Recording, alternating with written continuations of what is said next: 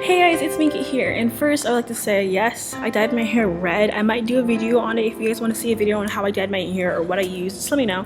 So this is going to be a video on my recovery process. So as of right now, I am under recovery. Well, I'm trying to recover from my illness. So first, I'm going to tell you what I was diagnosed with. I was diagnosed with severe depression. I was diagnosed with post-traumatic stress disorder, anxiety, and a little bit of OCD for some other things, but that's not including it.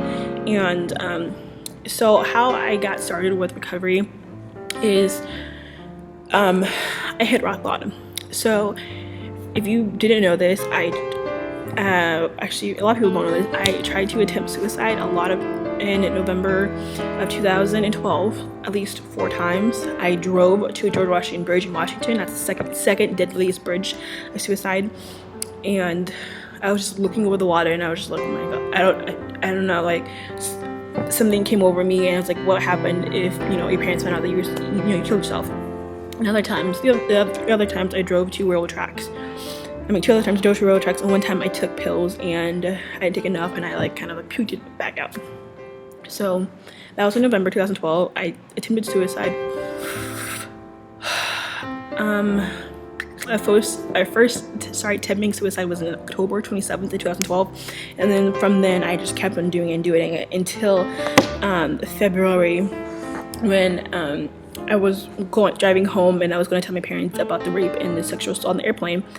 And I just broke down, and I saw my wrists, I saw my arms, I saw my legs, I saw my shoulders, and I realized that, I do have a problem.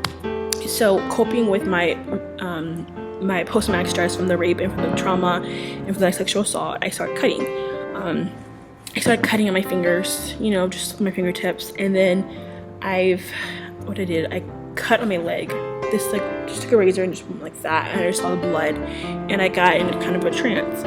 And then once I saw blood, I just took a razor and just sliced my forearm.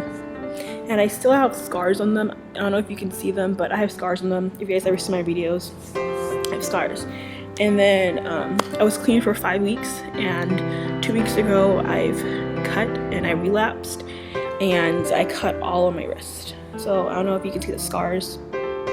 I do cut on my shoulders and on my thighs, my legs, and mainly just my wrist because it's easier.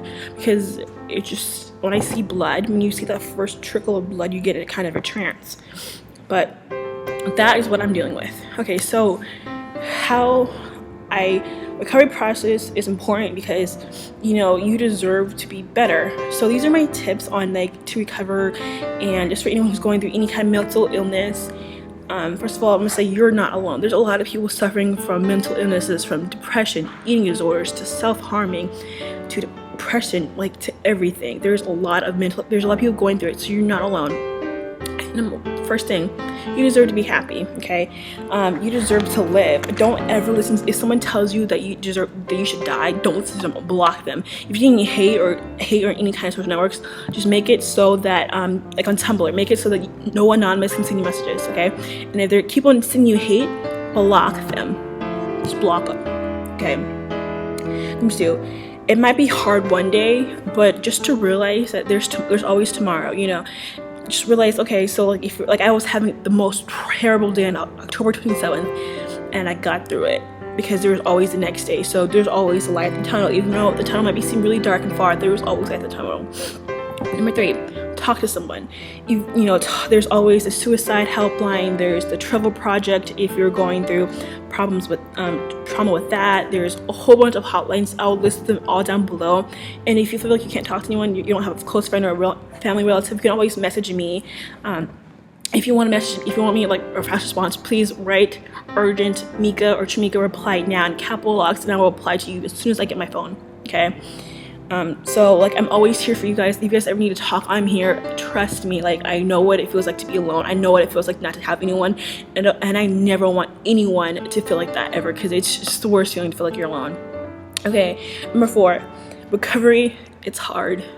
There's part when I first started recovery, I was crying, I just bursted out of tears, and I didn't want to open up and it's just because like recovery, it you know, it finds your problems and it like exposes them. Like for me, I like talk about the rape, and that's something that I never talked about. I told you guys I was raped, but I never told you what happened, story about it, and it just kind of like opens up your emotions and it makes you vulnerable, and it's really hard and it feels like it's not worth it, but it's worth it. Like if you're in recovery, you know, you will become a better person. You will get through this, okay?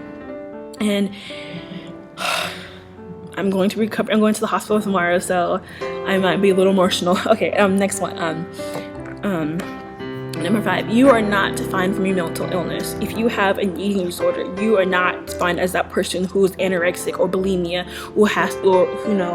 And if you see someone who's anorexic or has an eating problem, do not, and I repeat, do not tell them that they are too skinny and that they need to eat a cheeseburger. That's the same thing as telling a fat person they need to go on a diet. That is rude. Don't ever comment on someone's weight. Like I don't care. Like I might be fat, but I embrace my curves. You know, don't ever comment on telling a person who has an eating disorder to stop eating, or they're fat or they're skinny, because that triggers someone.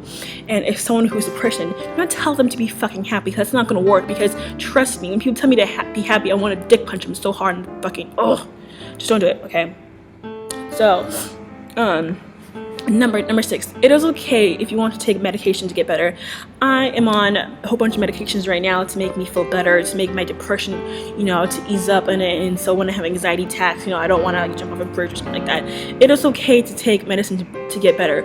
Just don't, you know, become really addicted to it and become like addicted to prescription medicine, because that's really bad, okay?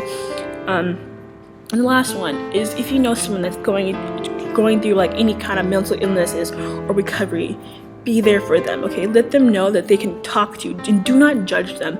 Like I don't tell my friends about my problems because I feel like they're judging me. Like I know they don't mean to, like, and they don't know what to say and they don't know what to do, but you know, just if you're just there to let them vent to you and just like, hey, you know, if you want to talk about this, I'm here for you. You know, I know that this is a mental problem and that I know that you're trying, and I see that you're trying, and I want to be there for you. Make sure your friends know that, or your family member, whoever knows that they're there for you.